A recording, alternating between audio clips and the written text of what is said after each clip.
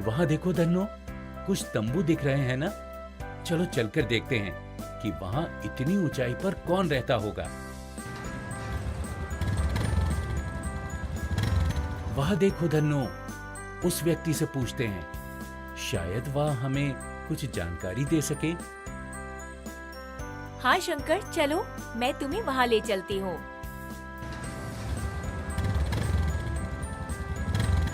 नमस्ते, मेरा नाम शंकर है। मैं मुंबई से आया हूँ। क्या आप यहाँ रहते हैं?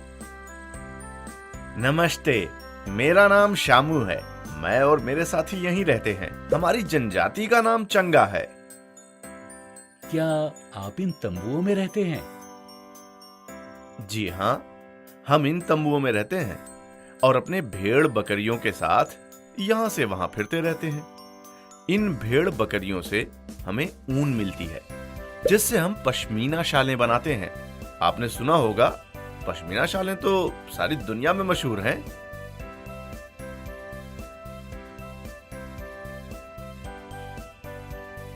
अरे वाह, ये तो बड़ी मजेदार बात है। पश्मीना शॉल तो बहुत गर्म होती हैं। आज मैंने उन बकरियों को भी देख लिया जो उन प्रसिद्ध पश्मीना शॉलों को बनाने के लिए ऊन देती हैं। आइए, आप मेरे घर चलिए। शंकर धन्नो को शामू के तंबू के बाहर पार्क कर देता है और वो शामू के साथ उसके तंबू के अंदर चला जाता है। हमारे इस तंबू को रीबो कहते हैं। यह याक के बालों से बनता है और हमें गर्मी प्रदान करता है। शामू, आप तो बहुत मुश्किल परिस्थितियों में रहते हैं। सही कहा तुमने धन्नो। हम शहर में रहने वाले लोग तो इतनी मुश्किलों का सामना ना कर पाएं। शामू, इस जगह को क्या कहते हैं जहां ये जानवर रहते हैं? इसको हम लेखा कहते हैं।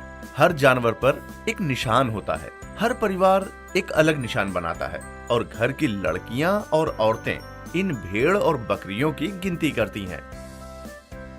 ओह, लगता है कि ये जानवर आपके जीवन का महत्वपूर्ण हिस्सा है। जी हाँ, सही कहा आपने।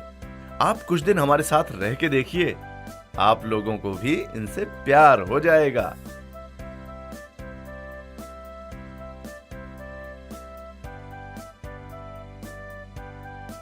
अरे, यह तो बहुत अच्छा सुझाव है। हम भी अपना तंबू यहाँ गाड़ देते हैं। नहीं नहीं, आप हमारे साथ रेबो में ही रहिए। अगली सुबह शंकर और धन्नो अपनी आगे की यात्रा के लिए निकल पड़ते हैं। धन्यवाद शामू, आपने हमारी बहुत खातिर की। आप भी हमसे मिलने मुंबई जरूर आना। धन्यवाद शामू। धन्नो, चलो हम लेह से श्रीनगर होते हुए नीचे उतरेंगे। अरे शंकर, जरा मुझे नक्शा निकाल के दिखाओ कि श्रीनगर कहाँ है।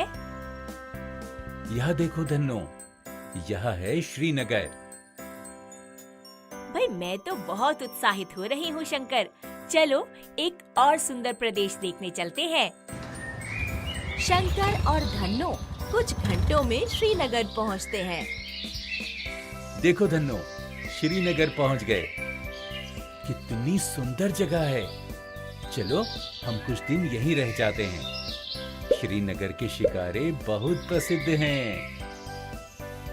हाँ शंकर, हम कुछ दिनों के लिए श्रीनगर की सुंदर वादियों में ठहर जाते हैं।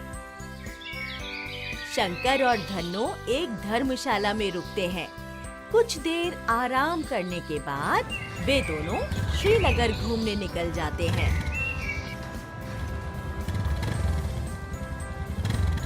धन्नो, आओ वहां उन लोगों से कुछ जानकारी हासिल करते हैं। नमस्ते, मेरा नाम शंकर है। मैं मुंबई से आया हूँ। मुझे श्रीनगर के इन सुंदर घरों के बारे में कुछ जानकारी चाहिए। क्या आप मुझे कुछ बता सकते हैं? सलाम भाई, मेरा नाम शकील है। मैं एक यात्रा दिग्दर्शक हूँ। आइए, मैं आपको श्रीनगर के घरों के बारे में जानकारी देता हूँ।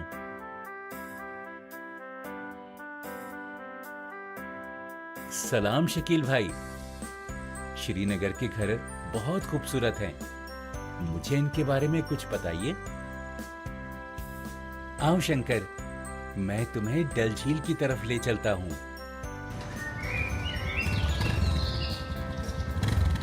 वाह, कितना सुंदर नजारा है। अरे, यह मोटर बाइक तो बोलती है। हाँ शकील भाई, इसका नाम धन्नो है। यह मेरे सफर में मेरा बहुत साथ देती है। सलाम धन्नो। जो भी पर्यटक श्रीनगर आते हैं, वह शिकारे में रहना पसंद करते हैं। वह देखिए, वह है डोंगा। यह भी शिकारे जैसी होती हैं। कितनी सुंदर नक्काशी है इन शिकारों की छतों पर। इसे खतबंद कहते हैं। यह एक पहेली की तरह है। यहाँ के घर पत्थर, लकड़ी और ईंटों से बने होते हैं।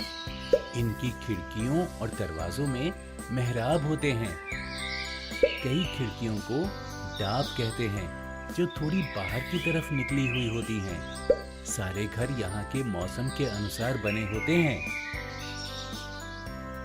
वाह, क्या बात है। मैं बहुत सारी तस्वीरें खींच लेता हूँ।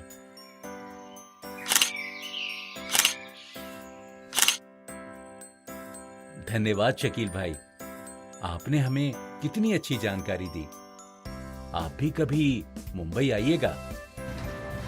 शंकर और धन्नो शकील भाई का धन्यवाद करके अपनी धर्मशाला वापस आ जाते हैं। अगली सुबह धन्नो, कितना दिलचस्प सफर था ये।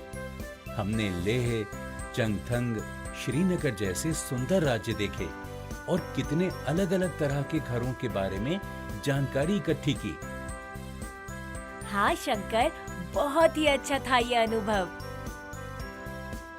मैंने अपने कैमरे में यह सारी यादें बंद कर ली हैं। चलो, अब मुंबई चलते हैं। मैं तैयार हूँ शंकर, चलो। शंकर और धन्नो श्रीनगर से मुंबई के लिए निकल जाते हैं। उनको अब मुंबई पहुंचने में कई हफ्ते लगेंगे। तो दोस्तों, आशा है आपको लेह और श्रीनगर के इस सफर में आनंद आया होगा। यहाँ के अलग तरह के घरों की जानकारी को याद रखना और ध्यान रखना कि पहाड़ों के लोगों को ठंडे मौसम की वजह से कितनी मुश्किलों का सामना करना पड़ता है।